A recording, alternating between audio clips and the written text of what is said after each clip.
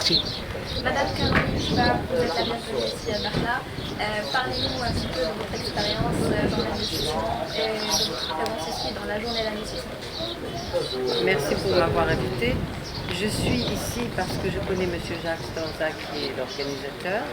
Je suis moi-même depuis quelque temps avec un club d'investisseurs. Ce sont des membres qu'on a choisis dans le monde entier qui sont des mentors, qui sont des gens pérennes financièrement, qui ont des fonds bancaires et qui souhaitent aider le monde après la pension évidemment. Et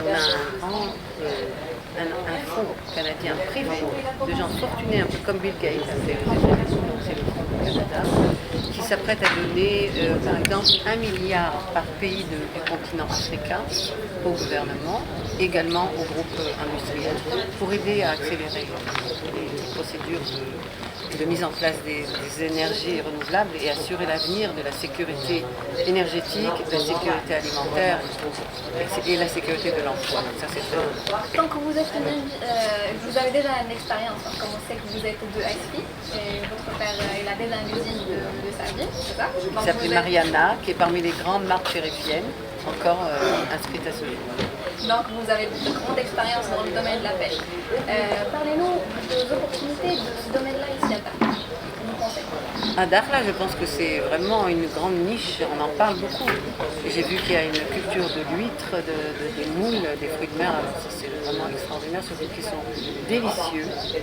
Et je pense qu'ils n'ont pas du tout besoin de quiconque, ils ont déjà commencé, ils sont très très bien situés. Mais s'ils ont besoin de capitaux, on est là.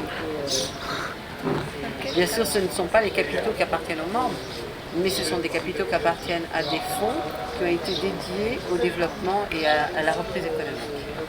Madame Caroline, est-ce que c'est la première fois que vous visitez? Non, c'est la deuxième. Qu'est-ce que vous pensez à propos d'elle? Alors, d'abord, je voulais vous dire que j'étais en premier temps à Dakhla dans les années 2010, à peu près en 2012. C'était le projet Shvika avec Orascom qui a avorté apparemment. Et voilà, je suis là pour la deuxième fois grâce à M. Jacques Storza qui m'a invité. Et je trouve que c'est merveilleux, c'est une rencontre où les gens sont tous enthousiastes. Mais ce qui me marque le plus, c'est l'amour des Marocains pour les Juifs, cette reconnaissance, cette bonté qu'ils ont et que j'ai jamais oublié de ma vie parce que je suis allée vivre 40 ans en Suisse où j'ai travaillé aux Nations Unies pendant 30 ans. Et ça m'a manqué. Je me suis demandé, mais mon Dieu, pourquoi tu m'as fait naître dans un pays si chaleureux avec tant d'amour et que je me retrouve dans un pays si neutre et retenu, du point de vue émotionnel. Mais c'est un pays merveilleux, la Suisse évidemment.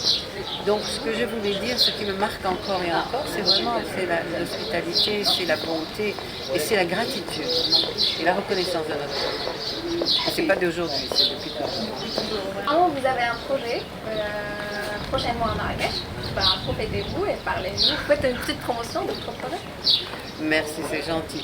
Donc, pourquoi Marrakech? Parce que c'est la région Marrakech-Safi. J'ai été invitée par le maire, M. Noureddin Kamour, à Safi au mois de janvier, à la suite de la rencontre avec M. Tahar El Idrissi El Hassani, qui a amené ce plateau pour la paix, qui est le symbole Abraham, Ismaël Israël, que je vous donnerai, que vous pourrez communiquer au public, qui est un plateau qui a été fait par un artisan de Safi et qui symbolise Safi.